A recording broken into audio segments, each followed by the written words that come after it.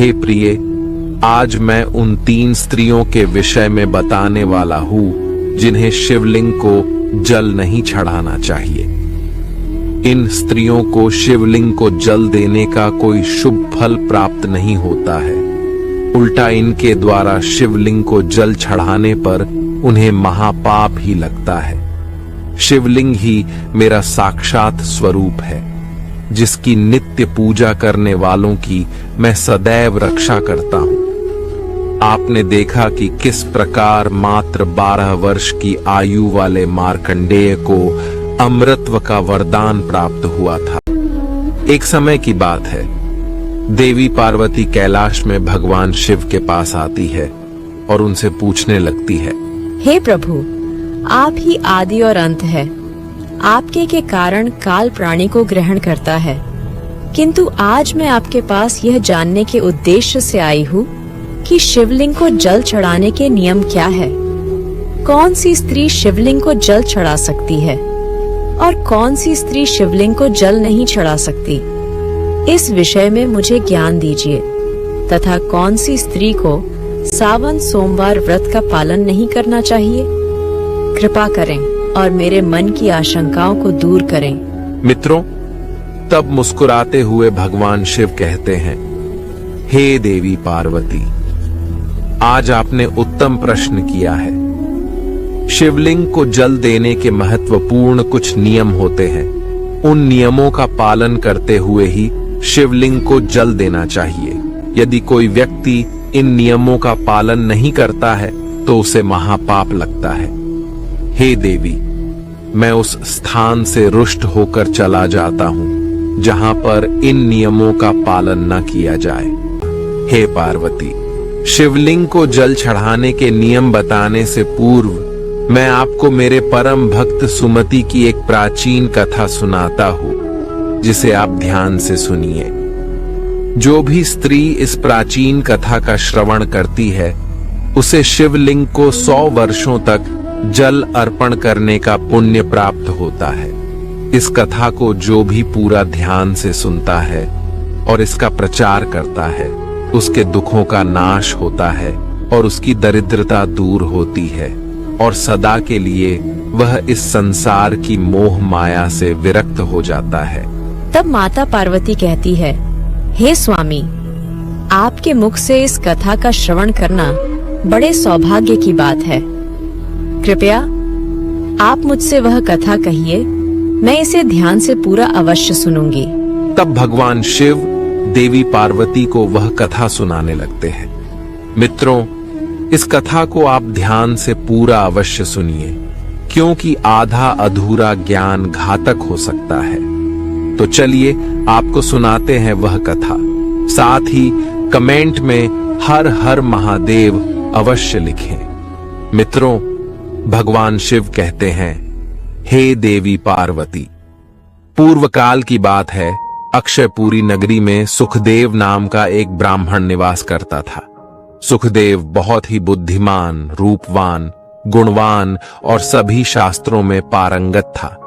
उसने वेदों का भी अध्ययन किया था। उसी के नगर के पास अन्य एक नगर था। उस नगर में सुधर्मा नाम का एक विद्वान ब्राह्मण था। उसकी एक पुत्री थी जिसका नाम सुमति था। वह भगवान शिव की बड़ी सेवा भाव से भक्ति करती थी। नित्य शिवलिंग जल देना और उचित नियमों के पूजा आराधना। मैं कल ही उनके पास अपनी पुत्री के विवाह का प्रस्ताव लेकर जाता हूँ। फिर सुधर्मा अपनी पुत्री के विवाह का प्रस्ताव लेकर सुखदेव के घर पर जाता है। तभी सुखदेव घर में अपने माता पिता की सेवा कर रहा होता है। जब सुधर्मा सुखदेव को अपने माता पिता की सेवा करते देखता है तो उसे बड़ा आनंद होता है और प्रसन्नता पूर्वक उसे निहारते हुए सोचता है, अरे वाह, यह ब्राह्मण पुत्र तो कितना महान है। यह तो बड़ी प्रसन्नता से अपने माता पिता की सेवा कर रहा है। जब सुधर्मा को सुखदेव द्वार पर खड़ा देखता है तो उनका स्वागत करता है और कहता है, हे विप्रवर, पधारिए, आपका स्वागत है। न करने के बाद ही उसके दिनचर्या की शुरुआत होती थी। सुमति में मनचाहे वर को प्राप्त करने हेतु 16 सावन सोमवार के व्रत भी किए थे। उसके पिता सुधर्मा ने बड़े ही लाड़ प्यार से अपनी पुत्री का लालन पालन किया था। उसकी पुत्री अत्यंत रूपवाप और गुणवान थी। जब सुमति विवाह के योग्य हुई तो सुधर्मा को अपनी पुत्री के विवाह की चिंता सताने लगी। इसीलिए उसने अपनी पत्नी से कहा, हे प्रिय, हमारी पुत्री अब जवान हो चुकी है, इसीलिए अब इसका विवाह हमें कर देना चाहिए। तब उसकी पत्नी कहती है, हे स्वामी, मेरी दृष्टि में एक विद्वान ब्राह्मण है जो मेरे भाई के नगरी अक्षयपुरी में रहते हैं, जिनका नाम सुखदेव है। मैं तो कहती हूँ हमारी पुत्री का विवाह उन्हीं श्रेष्ठ ब्राह्मण के साथ करा दिया जाए। उनके साथ विवाह करके हमारी पुत्री सुखी जीवन व्यतीत करेगी। तब सुधर्मा कहता है, हे प्रिय, तुम ठीक कहती हो। मैंने भी सुखदेव जी के विषय में बहुत सुना है। हम हमारी पुत्री का विवाह उन्हीं के साथ करें। कहिए, मैं आपकी किस प्रकार से सहायता कर सकता हूँ? सुखदेव का अतिथि सत्कार देखकर सुधर्मा बहुत प्रसन्न हो जाता है। वह देखता है कि सुखदेव का घर अत्यंत पवित्र और शुद्ध होता है। उसके घर में पूरे विधि विधान के साथ शिवलिंग को स्थापित किया हुआ है और वह उसकी नित्य पूजा करता है। इसी कारण से सुधर्मा को विश्वास हो जाता है कि सुखदेव ही उसकी पुत्री के लिए सर्वोत्तम वर है।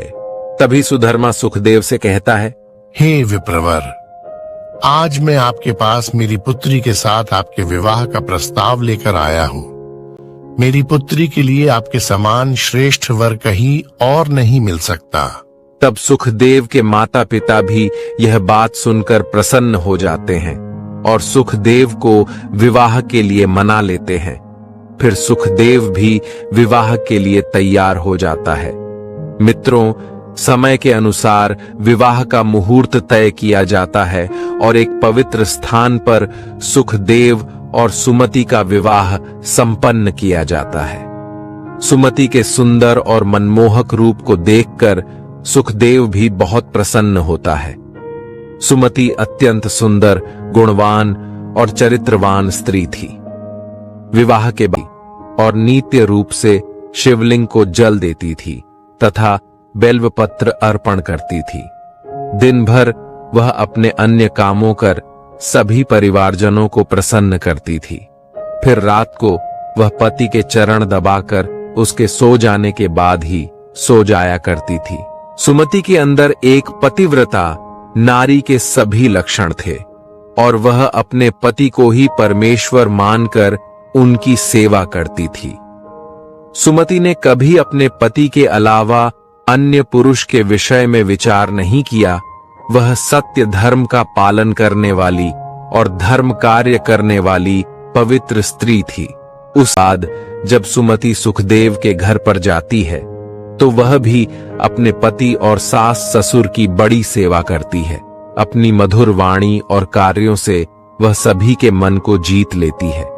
सुमति के ससुराल वाले भी उसके कार्य से बहुत संतुष्ट और सदा ही प्रसन्न रहते हैं। सुमति नित्य अपने पति से पहले जागकर घर का आंगन साफ करती थी, फिर घर के अंदर साफ सफाई करके स्नान किया करती थी। स्नान करके वह पूजा घर में जाकर पूजा किया करती थी। उसने कभी कोई अशुभ कार्य नहीं किया। सुमति के ऐसे सात्विक और सरल स्वभाव को देखकर मां लक्ष्मी भी उस पर मेहरबान थी। मां लक्ष्मी स्वयं चलकर उसके घर में आकर निवास करने लगी, जिससे सुमति के जीवन में सुख समृद्धि और भी अधिक बढ़ गई। मित्रों, भगवान शिव कहते हैं, हे देवी पार्वती, धन की देवी लक्ष्मी उन्हीं स्त्रियों पर अपनी कृपा दृष्टि बनाए रखती है जो पतिव्रता होती है और जो सत्य धर्म का पालन करती है।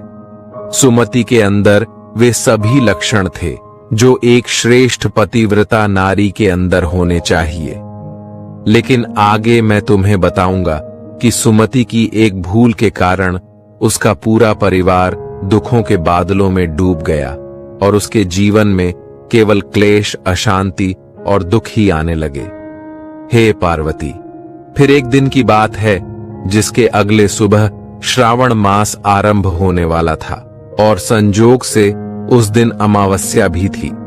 तभी सुमति ने दोपहर के भोजन में कोशिम्बीर बनाई थी, जिसमें कि कई अधिक मात्रा में प्याज, गोभी और अन्य सब्जियों को दही के साथ मिलाकर सुमति का पति अत्यंत कामातुर होकर सुबह स्नान करने के पश्चात सुमति के पास आया और उसने सुमति के साथ शारीरिक संबंध स्थापित किया, जिससे सुमति का शरीर अपवित्र हो गया।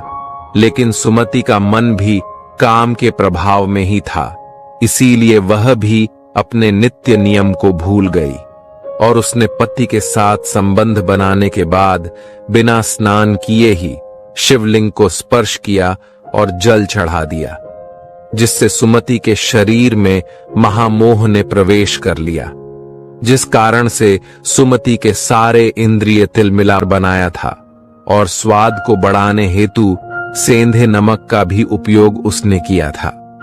तब सुमति और उसका पारिवर संध्या पूर्व भोजन कर रात्रि में सो गए। किंतु सुमति ने जो कोशिम्बीर बनाई थी वह काफी स्वादिष्ट बनाई और सभी के भोजन पश्चात उसमें से थोड़ी बच भी गई थी। जब अगली सुबह सुखदेव और सुमति जल्दी सुबह उठे तो उन्हें रात की बनाई हुई कोशिम्बीर बहुत पसंद आई थी और उन दोनों ने उसे खा लिया। मित्रों, कहते हैं कि प्याज के अधिक सेवन करने से मनुष्य की कामुकता बढ़ जाती है। अब उन दोनों के साथ यही हुआ। उठे, सुमति के शरीर में महामोह ने प्रवेश करते ही भगवान शिव क्रोधित होकर वहां से चले गए तथा इस अपवित्र अवस्था को देख शिव जी अपने ही भक्त से रुष्ट होकर वहां से चले जाते हैं। तब से सुमति के शरीर में निवास कर रहे उस महामोह ने उसे सभी धार्मिक कार्यों से वंचित कर दिया तथा उसने अपने सभी श्रावण सोमवार व्रतों के पुण्य को नष्ट कर दिया। उन दोनों ने अनजाने में लहसुन, प्याज का सेवन किया तथा सोमवार के व्रत के दौरान सुमति ने सेंधे नमक का उपयोग अपने भोजन में किया, जिस कारण से उसका व्रत भी विफल हो गया। जिस व्रतों को करने से मनुष्य को महापुण्य की प्राप्ति होती है, वहीं सुमति अपने अनजान दुष्कर्मों से पाप की भागी बनती जा रही थी। महामोह के शरीर में वास होने के कारण सुमति की मति भ्रष्ट हो जाती है तथा इसका विपरीत प्रभाव सुमति के पति पर भी पड़ा और वह भी सदा कामातुर होकर सुमति के साथ भोग विलास करने लगा। उसका मन सदैव ही काम वासना में लगा रहता था। फिर एक दिन सुमति के पति ने तो सभी सीमाओं का उल्लंघन किया और सुमति के मासिक धर्म वास करता है, और जो भी पुरुष मासिक धर्म के दौरान स्त्री को स्पर्श करता है अथवा उसके साथ संबंध बनाता है तो यह पाप उसके शरीर में प्रवेश कर जाता है। वही ब्रह्म हत्या का पाप सुमति के पति के शरीर के अंदर प्रवेश कर गया और वह जमीन पर गिर पड़ा। उसे तुरंत ही कुष्ठ रोग हो गया। उसका अंग अंग जलने लगा। उसके शरीर पर छाले पड़ गए। उसके पूरे शरीर से के दौरान ही उसके साथ संबंध स्थापित किया, जिससे सुमति के शरीर में निवास कर रहा ब्रह्म हत्या का पाप उसके पति के शरीर में प्रवेश कर गया। हे देवी, जब स्त्री मासिक धर्म से होती है तो उसके शरीर में 3 दिनों तक ब्रह्म हत्या का पाप निवास करता है, क्योंकि ब्रह्मदेव ने इंद्र के शरीर से ब्रह्म हत्या का पाप निकालकर वृक्ष, जल, अग्नि और अप्सराओं को ग्रहण करने के लिए कहा था। उसी समय से स्त्रियों के शरीर में मासिक धर्म के दौरान ब्रह्म हत्या का पाप